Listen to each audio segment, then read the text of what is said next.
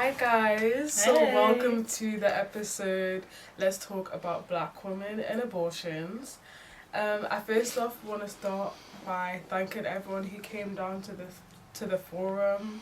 You know, we got to meet you guys and talk about what we're so passionate about and talk about Blue Between the Lines. Mm-hmm. We gave out some pregnancy tests, guys. We practically got rid of like all of them. Which really? Was, yeah, like we practically got like rid of some, like, I don't want to say got rid, maybe that's not me, but like we gave out so many, which is like so good. So yeah, and we gave out pads and brownies and like that information box that we had, like it was like I saw it downstairs before. It was so cute. Yeah, it looks so cute. The way it was decorated was so nice. And like I remember my little quote that I said. I was like, if your pussy talk, do you listen? Which it was just fun, like, and all the other forums were really good too, like shout out to Pep for real. I also want to start another thing to say before we get into the podcast and introduce ourselves, which we totally forgot to do, is just to say that this discussion is not about us telling you what is right and what is wrong and what is facts. It's just to open a discussion about these things that happen in women's lives, in black women's life, in women's life who, you know, regarding abortions, etc. So yeah, let's get into it. Yeah. Hey, I'm Cara. I'm going to be speaking on abortions. I have a few statistics on abortions and the impact that it can have, that we have the lack of access to safe and respectful abortions. Yeah, I'm Uriel, and I'm going to be speaking about black women's health. And I think there's a point where, you know, low-key, like, we link in together and we kind of come together and speak about them. But it's just about discussions that, you know, of black women's health that people are not having today. Do you know what I mean? So let's get into it. So, I recently read on the World Health Organization website that 73 million people get abortions every year. That's crazy. 73 million. And it said that that's approximately 200,000 people get abortions per day. Per day? Per day. Loki thought you were about to say like per minute or something. Per minute. That's crazy. Well, that's crazy. But, like, it's crazy. I don't know, like, and I feel like one agenda about like abortions that really vexes me is that like low-key people think that women get abortions all the time because it's like, oh, I don't want this baby, let's kill it. Like, but that's literally not it. Like, even in the research that I did, like, there's so many things that come with being pregnant that like remember that there's a TikTok where the woman does like all the things that you get and what happens to you when you're pregnant. Yeah, like the list, like, right? the list, like, what do you mean your sweat turns blue?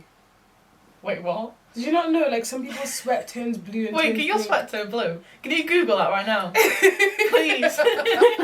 I will Google it.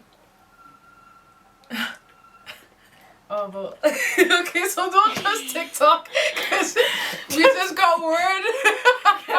We just got word that that's not true. No, but I did see a video. Like, I think it's different things for different people. Like, this one woman literally got up and was like, she showed the baby bump and everything. She's like, I'm so confused as to why my toilet is blue. And then, like, she looked at her tops, like, her white tops were blue, like, you know, like, the sweat matches and patches and stuff. I don't think that every single person, if they're pregnant, is now gonna sweat blue. Yeah. I don't want misinformation. I'm sorry. Don't believe everything you see on TikTok, guys. That's true. That's a lesson to be learned today. Can I just clarify that it's a very, very rare it's a very, very rare condition. So it's still not impossible. It's still not impossible, but it's very rare. So don't worry. Don't think that now you're gonna have rainbow sweat because you're pregnant. That's very rare. So don't worry about it, y'all. Anyways, there are more than 20 countries worldwide where abortion is still illegal in 2025. In the big day and age of 2025. Abortion still being illegal is crazy. And it's a fact that not only are those places haven't even changed and haven't even made abortion legal, but there's places in the world in this day and age, in this big 2025, in this big 2025, that are literally trying to make abortions illegal again. Yeah. And that's the crazy thing about it. Like, we're low-key going back in time when it comes to women's health, and it's just like you just sit here and you're like, bro, like, why? Like, what did we actually do to you? Do you know what I mean? Yeah. Why you say fuck me for? I think one of the a few of the countries that I can remember, I know Egypt was on there. Not sure if the Dominican Republic, Congo was on there. DRC or just regular? It just said Congo. Did they say the Congo? No. They say just Congo? Just Congo. So that's not my Congo. That's not my Congo. Wait, there's different. There's two Congos. Tangent. I didn't know there was different. No, yeah, there's two Congos. So there's. I might have to pull up the map. Yo, pull up the map. There's two Congos. There's the Congo and then there's the Democratic Republic of Congo. But even though, like, they can't get away with shit either. Like, there's so many bad, like, women. Like, hey, don't come at me, my Congolese brothers and sisters. But, like, there's, you know, I think in a lot of places around the world, they're so behind. Like, I'm not even surprised about some of them places, because, do you know what I mean? Not to say that these are, like, third world countries that have been named and stuff, but, like Egypt's not third world, but I think it's also to do with, like, religion and stuff like that. Because, do you know what I mean? Like, there's two Congos. Yeah. What's the one that's not called the Democratic? What's that one called? And the Republic of Congo. Yeah, the Republic of Congo. Roe v. Wade. Who's Roe v. Wade? Okay. Because when you say that, I think Rod Wave the rapper, and I'm just like, what you got to do about the Rod Wave? No. Okay, so Roe v. Wade is a Supreme Court case decided only in 1973, which ruled that unduly restrictive state regulation of abortion is unconstitutional, which means that pregnant people were entitled to an abortion during the first 3 months of their pregnancy. However, due to it recently being overturned, it now means that each individual state in America can now make it possible to ban abortions earlier than 12 weeks. That's crazy. 12 weeks. That's crazy. And 52 years ago. So they 52 years we've had our rights taken away that quickly. They didn't even make like an 100 mark. They didn't even make a century mark. Like, do you know what I mean? Like, it's been a century since No, like, it hit half a century. Disgusting. So I also named the people that voted to overturn this in court. Clarence Thomas. Yeah. Samuel A. Alito Jr. I would apologise for getting these names wrong, but I'm not going to because you're a bad person. Loki, for you gonna say Samuel L. Jackson. What are you gonna do with this? Sorry. Neil M. Gorsuch. Brett M. Kavanaugh. Amy, so a woman, right? Amy Coney Barrett. And let me tell you something. Coney Barrett. You're not getting picked. You're not getting picked. I just don't understand why, as a woman, you'd go in there and you'd say, like, oh. And I think I read that she voted. It was also something to do with the Mississippi law, which had something to do with 15 weeks. I think it was banning it after 15 weeks. I'm not 100%. I don't understand. Like, I really, really don't understand women who sit here and throw away their own rights. Like, to me, as I said, like, you're not getting picked. Like, it's given to me. You're trying to. Do you know what I mean? I'm not sitting here trying to bash on women or nothing, but like, do you know what I mean? That's what it's given. It's just like, I just don't get it. Like, I don't get how you can sit here. What if that happens to your daughter? What happens if that happens to your mum, your grandma, your aunt, your best friend? Like, something like, as I said, like, I feel as though people the same people that voted for that to happen and for that shit to happen, probably sit here and thought that people are only having abortions for the wrong reason of, I just can't be bosh to have a child. But no, people are having abortions because of health reasons, because of money reasons. Like, there's so many, do you know what I mean? And it's just rich people. If you're rich, I don't even know.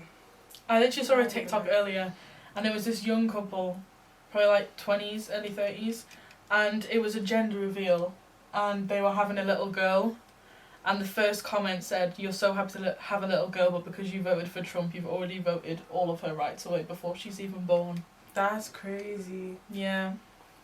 Which is also crazy, like, to have children and bring children in a world where, like, people like Trump are in power, like, God forbid that I'd live in America and then birth a daughter who's then black. Like, do you know what I mean? Like, it's just like so many disadvantages. Because she's black, she's gonna be racism. If cause she's a girl now, then there's gonna be so many things with that. If she's ill, they're practically trying to get rid of the whole healthcare system as a whole. Imagine how hard it is already to be an American and have to pay for simple things like an ambulance, like calling. I'm pretty sure. Yeah. Hey, misinformation again. I might be wrong, but you might get charged. You might even get charged for calling 999. I'm pretty sure. Maybe I'm. No, guys, I'm gonna get cancelled again. They're gonna call me stupid on YouTube. No, because it does charge. Okay, so how much does it cost in the US? An ambulance ride can be expensive, averaging around $1,200, but can range from $400 to $3,500 plus without insurance, and $250 to $1,500 with insurance. Oh my god, I saw this thing the other week on TikTok. So but it was something that, like, people who have insurance were getting charged more for their hospital bills than when they said they didn't have insurance. So how does that work? I lies because they if you have insurance, they weren't getting the insurance policy. Yeah. So then they're getting more money from. They weren't getting like benefits or something. So the people that had hospital insurance were getting charged like double the amount than if they didn't have insurance. It's probably, pardon me, it's probably to get more money from the insurance companies because it's like loans, in it. I lie. Now again, I don't understand the insurance policy and like hospital insurance and all of that, like, because you don't do that in the UK. But like, obviously, like, I'm pretty sure it's like it's like a loan, like you're asking them to give you money, so they can help, and then I low-key think you like pay it back or something. So because it's not coming out of your own pocket, it's coming out of a company's pocket. You gonna have to pay it back later on. The hospital and the healthcare system has the advantage to take more money out of your pockets. Do you get what I'm saying? It's an evil world. Capitalism, bro. What the heck? Sorry, I'm still just over this Amy woman voting to overturn. It breaks my heart, bro. It actually breaks my heart for women out there. Like, I know it sounded like it breaks my heart for women out there, but like it's genuinely so sad. Like, to think that like something like this, like abortion, should bring women together, and then there's the same women that might have to go through that. Even you see it with so many things, like totally kind of like, don't want to go too much off the thingy, but like people who have voted for Trump and then seeing their rights literally being taken away from them, like women, like the diversity DEI thing, and then them thinking that was just going to be people of colour. But then there was women too, and women were losing their jobs because they didn't need diversity anymore. Do you know what I mean? And it's like, we told y'all this, we told you guys this, y'all didn't want to listen. And there was that I'm not sure if it was 100% true, but the thing that apparently one of the most Googled things in America after Trump was in was how to change my vote. Like, you haven't been voting for time, like. And it's this one time you now think, oh, I can go back and change my vote. But every other time you voted, you didn't think, oh, how do I go back and change my vote? Like, be for real. And also, going back to this overturning Roe v. Wade, you can guarantee that if any of these people had affairs and ended up their mistress or this Amy woman got pregnant, they would definitely pay an extortion amount of their own money to have a safe abortion. But that's just the sad thing about it. It's like abortions aren't... I just don't think they made it legal or to have like underprivileged, like I want to say underprivileged, but there's women of lower classes and stuff like that. 100%. It's not as much as it's a horrible, like not a horrible thing to say, but it's like it wasn't meant for us. It was meant for the people who got money, who got book, and that's why they're gonna take away that. Why do you think they're trying to privatize the NHS? Why are you taking basic healthcare away from people who need it? You think that some rich man is going to need healthcare as much as someone who don't have the money and the funds to take care of themselves properly? They can easily go into the walk-in centre and get the help they needed, and go to the pharmacy and get the stuff they need. Yeah. Do you know what I mean? It's just, it's a cruel world. So I wrote a list of physical impacts that the lack of abortions can have. So the lack of access to safe, affordable and respectful abortion care and the stigma associated with abortion impacts women's mental and physical well-being throughout their life. So it can cause an incomplete abortion, which is failure to remove all pregnancy tissue from the uterus. A hemorrhage, which is obviously excessive heavy bleeding. Obviously multiple different infections. A uterine perforation, which is when the uterus is pierced by a sharp object. And obviously severe damage to the genital tract and internal organs as a consequence of inserting dangerous objects into your vagina. And do you know what makes me mad is that the stuff that women have to go, like, I'm getting so bad. I was getting so annoyed when I was reading all of these Honestly, things. like, the stuff that women go through, and more time, like, if the world wasn't the way it was, do you think women would need to do what they need to do? Do you know what I mean? If society was right, if everyone was equal, if men didn't have this sort of hierarchy, if men didn't have such a say on women, do you think women would need to do this? Yeah. The things that women go through, the way that women's bodies physically change because of men is absolutely disgusting. Like, oh, Basta again, man, The inaccessibility for abortions is a violation of human rights for people who are able to carry children. Why do I not have my basic human rights, guys? Why? It's just like, as I said, there's so many reasons as to why one cannot carry a child. And to take that away from them is cruel.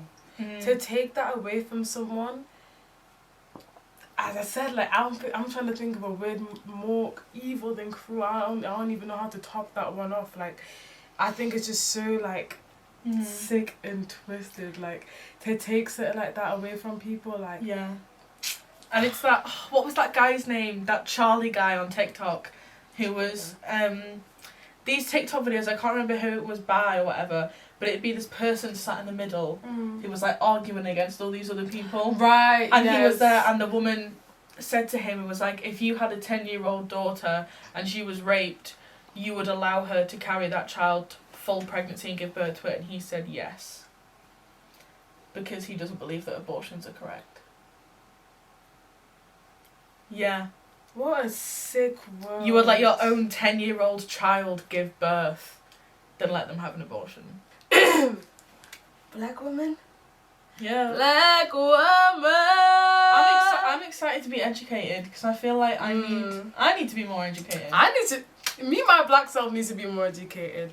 Obviously, I got my little statistics here. There's a lot. I'm excited. Yeah. I'm excited. So, let's talk about black women's health and the things that are not spoken about. So the first thing that I have written down is black women have a higher rate of many illnesses. So black women have a higher rate of many illnesses like hypertension, breast cancer, diabetes, stroke and lupus. There's also I think it's a disease, I want to say disease but I'm not too sure, called sickle cell. Yeah. And it is literally like prone to only like African, mostly there's people of other races who've had it, but it's majority of the people who have sickle cell are of African and Caribbean descent, which is really weird. And I can't remember, like, I want to do more research on that, but there was a really, really good, I know what the name is. There's a really good Netflix show where it was kind of based off that, and it's called Supercell. which is so good. I was like, oh, I'm not gonna watch it because you know, I remember sitting in my sister's room, me, my sister, and my cat Simba. Oh. Even Simba was locked in. Like that's how good of a show, and it was literally basically about people with sickle cell. So, and it's set in London, and obviously it's Black British people and of you know African, Caribbean, and whatever, having their sickle cell turning into like super cell, and it gives them superpowers, which I think is something that's really beautiful and like rejuvenating, is that the word? Like it's like refreshing to see like something that is so harsh and so upsetting in the Black community, something so hard to deal with, be turned into something. It's a piece of art, and I think that's one thing about us as acting students too, like turning stuff like that into art. So big up Supercell, big up the creators of Supercell. But do you know what I mean? Like let's talk about the fact. Do you know what I mean? Like it's just so sad, especially as a Black woman myself. Like I mean I don't have any of these things right now, and I'm not gonna say like in the future I'm gonna get any of these things. But even like for diabetes, like it runs in my family. So like. I mean, low-key I'm bad because, guys, I love to snack. Like, I love to snack so bad, but, like, it runs in my family, so I need to... Huh? Them crisps. Them shrimp crisps, them Korean shrimp crisps from Co-op have me locked in, like, or, like, stuff like that. But it's just, like, the fact of, like, these things run so deeply in the Black community and within Black people in healthcare. And it's low-key, like, sad, like, the fact that... What we were like talking about before, like during our break, was the facts of like Black women are the most underrepresented when it comes to research. So I have this one experience where it was like not during COVID, I think it was a bit after COVID actually, because we only had to wear like masks in the waiting room or something. In fact, I don't think it was like the time where they literally were like, you guys don't have to wear masks anymore. Yeah, like it had been lifted. It had been lifted, yeah.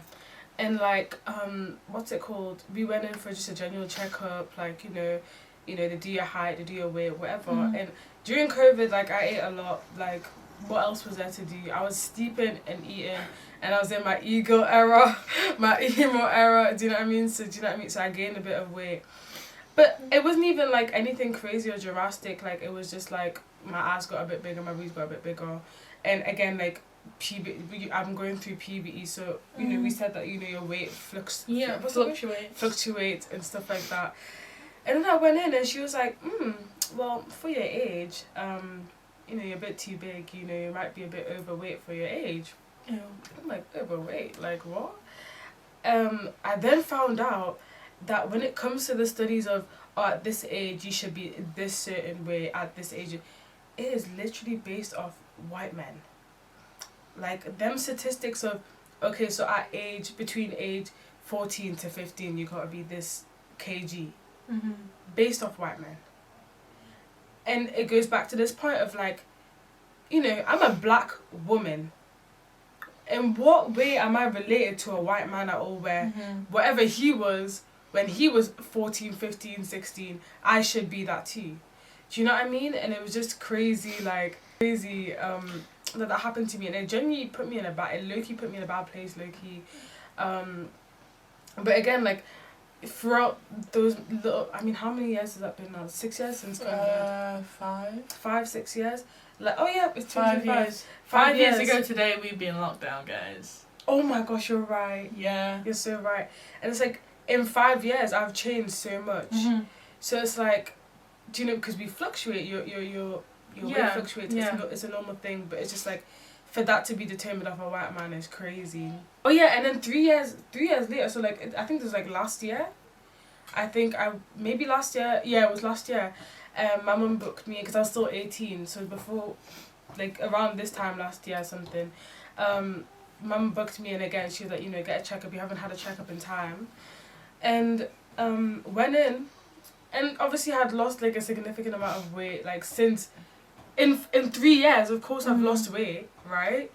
And the doctor like made it like low-key a weird thing. Like he was like, well, you know, you've lost this amount in this time, and I'm like, okay, so in 3 years I've lost that much weight. Is that a bad thing? And he's like, well, not particularly. And he was just so weird about it, and I was just like what you like. And he was really weird. Like he was just so weird. Like when I am speaking about stuff that I'm not really comfortable with, like I get giggly, like I get, cause I'm like low key like shy, like do you know what I mean? And he was like, is this funny to you? I was like,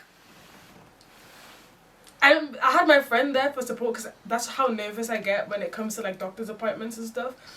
And we looked at each other like, and I said, no, sorry, it's just like when I speak about sensitive stuff, like I just get a bit shy, so I get a bit giggly, like I don't find anything funny. He was a weird guy, and and that's why I always get nurses, I don't get doctors. Them doctors, even, sorry to bring back, like I'm just realising I have so many stories as a black woman, as a child, like being denied so many things that was so clearly, like I woke up one morning, I was shaking, that I was when I was still in primary school.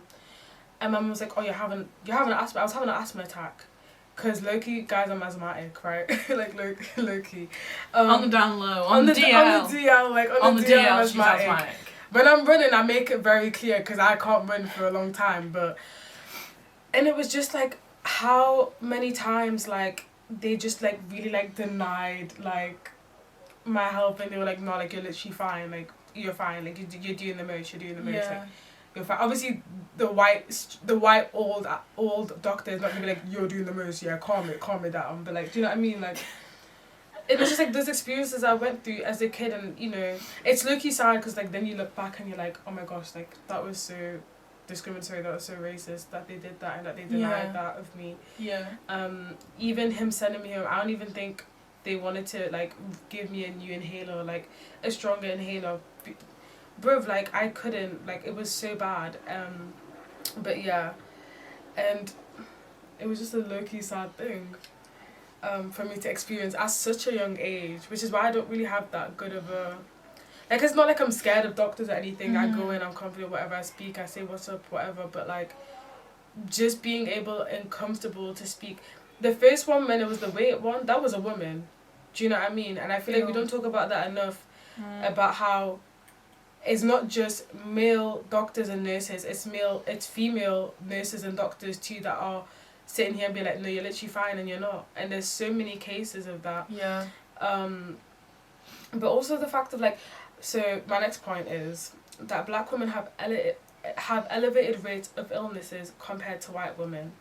And that's like one of the reasons why I wanted to like talk about, I didn't want to just blend in with everyone else and continue this discussion without bringing up black women, because it's just like my health and what black women go through compared to a white woman is so completely different, like in terms of pregnancy, in terms of menstruation, in terms of genuine health and how and being treated. Like obviously not everything is, I'm not sitting here and being like, oh, because I had a bad pregnancy, that's racism. And I'm not trying to sit here and say that. But it's also like, you know, we go through these things and there's not enough research for us to get the help that we need. Like the fact that, you know, when we have higher rates of getting illnesses, but there's not enough research to help us get through that. Because the research for possibly the same illness is pertain to like a white man. That it was research based off a white man. Do you know what I mean? Like, yeah, you're entitled to the same amount of healthcare as everybody else. Yeah. Like, do you know what I mean? It's just fucking ridiculous. It is ridiculous. Another study shows, now this is low-key based in like a lot of the studies are based in America because there's not enough studies being done in the UK. But study shows black women have a lower SES, sorry. So an SES is like having less access to financial, educational, social and health resources. So black women who don't have, you know, all of those things that I've listed off report a greater like experience of racism. So that the racism that they experience is on another level compared to even a black man. Do you know what I mean? And it says across all domains. So no matter what, if it's pregnancy, if it's menstruation, if it's a genuine checkup, like in all domains in the healthcare system, black women, you know, experience that sort of racism even when they need it the most. Like, and Even this study was done in 2020. This is now in the UK, this one. And it says that in 2020, and this low-key vexes me too, in 2020, study shows that black patients in the UK experience prejudice from the healthcare system. 2020. That's what happened in crazy. 2020? COVID. So when black people are trying to go to the doctors to get help with COVID and other things, probably plus COVID, they can't even get the help because they're facing prejudice. And it's just that blockage of, I'm sure stuff like this is still happening today, like low-key, like even how like doctors speak to you sometimes, like low-key the other day, like when we were at the hospital and he was like, you can sit down, you can take a seat. And I was like, That was like, so rude. like, no need. It could have just been like, oh, you don't have to come in, just take a seat, we won't be long. Yeah. Okay, bet. You can take a seat. And it's the way that they speak to you and the prejudice, like, and it's just like, I was sitting in my room last night, like, whoa, like, what the heck? Like, that is so, like... Yeah. And there's nothing low-key that I can do about it. And my kids, like, I want to have kids, and I don't want my kids to go through the same things that I went through when I was a kid. Yeah. The uncomfortable nature of being in a doctor's room and them telling me, off a study based off a white man, that my kid shouldn't be like this, they should be like this. Or if my kid is having something wrong and they're like, no, your kid is fine. To come and find out that my kid is not fine. There's one thing that I asked my mum for permission for this because obviously it's a sensitive topic. My mum, with my sister, she had a very nice and I feel like that really shows me as a person and my sister as a person, depending on how my mum's pregnancy went with us. So like my mum's pregnancy with my sister was very nice and calm. The pregnancy went so smooth, like low-key. When it came to me, I put my mum through hell and back, like low-key.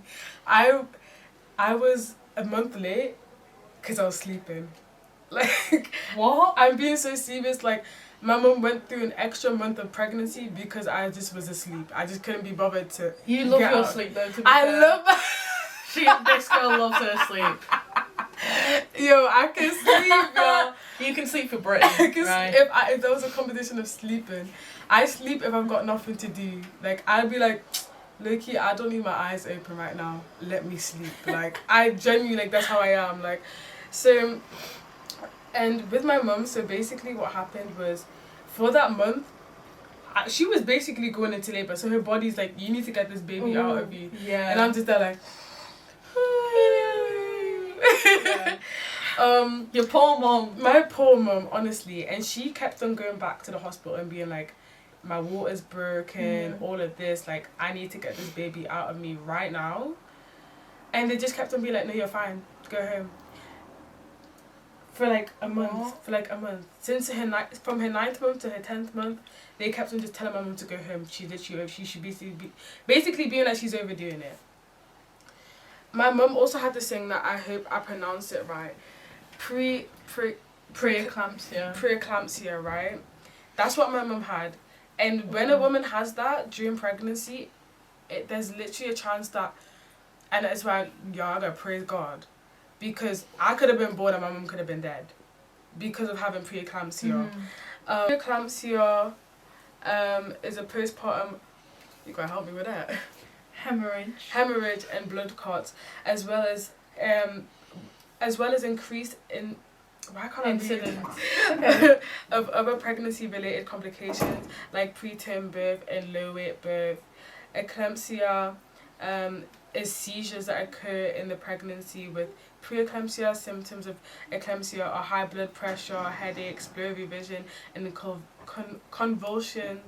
And it's a rare condition, but look, I also think it's very prone, and I think it might be, you're gonna have to double check for me, but I think it's prone in black women too.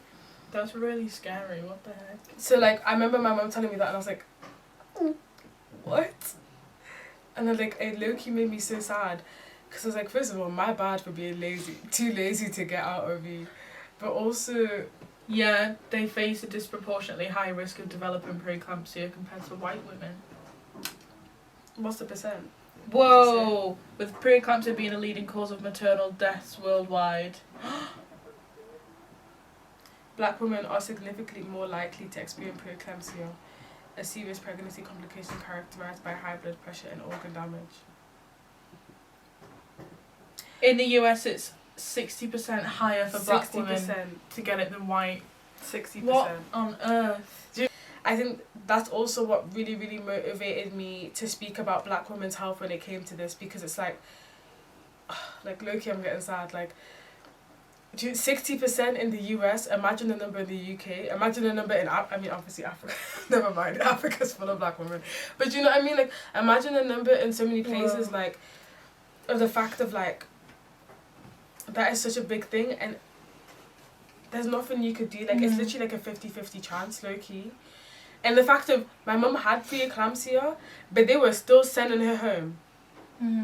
She could have died, but they were still sending her home. She was having high blood pressure, like fever, headaches, blurry vision, like she was saying all of these things, like, and she's having a high fever. She was going through it, and they still were sending her home. That's literally disgusting. Like, but to make it lighthearted, when it was time to actually give birth, and they were actually like, oh wait, like my mum, she stands on business. Like, once she's sick and tired of something, she puts her foot down. She's like, this baby needs to come out of me now, and I'm not playing. Yeah. It's coming out. You're not sending me home. And they're like, I bet. So she now in labour, they're trying to take out the baby, and she gets up, she like, I need the toilet. she starts running, guys. She She gets up, and she runs into the toilet. She like, no, I need to go. They're like, no, that's the baby coming. She like, no, I need to go. I ended up, like, being pushed out. You were in the toilet? No, I was not in the toilet. I did not fall out in the toilet. No, I think, do you know what, this could be a lie. My mum literally lies about so much stuff. I literally can't imagine it in my head. But basically, No, because to be fair though, a lot of women do end up having poops during birth. Yeah, you know, obviously I wanted to speak about that because, again, like, there's things that black women go through, and obviously a white woman can go through preeclampsia, any sort of race can go through preeclampsia, but it's so much more prone in black women to have that experience. Someone in my family experienced that. I don't know, I might experience it too, my sister might experience it, like, do you know, we never know. And it's just like, let's hope that by the time that me or my sister or any black woman that I know, by the time that we have children, that, you know, doctors start to give more of, can I cuss? Doctors start to give more of a fuck about black women's health, and they won't send us home when there's so clearly signs that this baby needs to come at me now, right?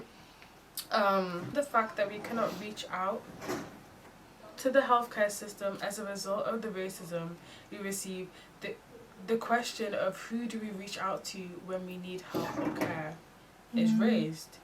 And I think that's just such a big and serious part. Like, if, for example, if you bring my mum into, as an example of, she kept on going and being like, y'all need to help me out, something ain't right, and they kept on turning her away, who do you go to then? Yeah. And it's like the fact that needs to change in society, like, that needs to change. 2025, we can't be doing this. We're actually hitting 2030 in 5 years. Yeah, people thought we'd have flying cars. No, we're still fighting for our human rights. Actually, let's have flying cars, and let's also have good healthcare. Yeah. Let's have flying cars and helicopter taxis, but let's also have the right resources and the right research necessary for every single type of person on this earth, no matter race. Yeah. Do you know what I mean? In the US, black women are the largest group of women to get abortions. That was a study from 2004 though. But still, more time, that's how it is. Like, that's only 20 years ago. Yeah. 21 years ago. Yeah. 21 this year. Me born my glad. Because black women are, as I said, the difficulties that black women go through. Sorry, I'm stuttering so much. Because of the difficulties that black women go through during pregnancy is probably why black women are probably the highest number when it comes to having abortions, because I low-key wanted to link it to the discussion. I didn't want it to just be too block. I wanted it to link, and do you know what I mean? Yeah. But, you know, as I discussed, like, the difficulties that black women go through during pregnancy, the difficulties that women go through during pregnancy, add that all up, I wouldn't blame someone for being like, I cannot hack this, I cannot deal with this. The mental toil that it will have on a woman. Yeah. I just wouldn't blame a woman for being like, low-key, I can't hack this. Mm-hmm. But again, like, look at America, they've took that away. Like, I literally saw, it made me so sad, I think I cried. I saw a video of a black woman. I think she pulled up to an abortion clinic and it was shut down. Because the moment that Trump came into office, like, the things that he said were going to get done, he got them done, and they weren't good things. Like, and then it was what was it? I think I saw something that apparently people who were still, like, allowing these safe abortions or whatever were getting fired and were getting fined and were getting like arrested. It's so even the people that are sad. trying to help and are trying to be like, do you know what I mean? Just gets me so angry. Sad. Yeah. I just don't look to Cara for joy. I just look to Cara for joy. But low-key, like, we do have to hold space for the amount of women's lives lost in abortion, the amount of black women's lives lost from the healthcare system. Your hands are bloody. Real. Your hands are dirty, your hands are bloody. Own up to your mistakes and change. Like, that's all that we're asking for. And as I said, we just want to open up the discussion of these things so that there's change. Like, there's only so little that we can do. We're acting students, we're not doctors. Yeah. We're not nurses, we're not anyone in the healthcare that can sit here and make a change. But if you know, like, I just think it's also a thing of people know, and this is my problem, right?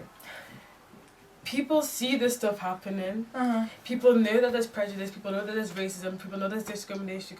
People know that there's discrimination against black people and black women in the healthcare system. But because it's not happening to them, they don't care. And we need to stop. We need to change that agenda. Yeah, definitely. Because you're not a man, why should you not care about abortions? A protest of the handmaidens tale. Why would you walk past and not care? Yeah.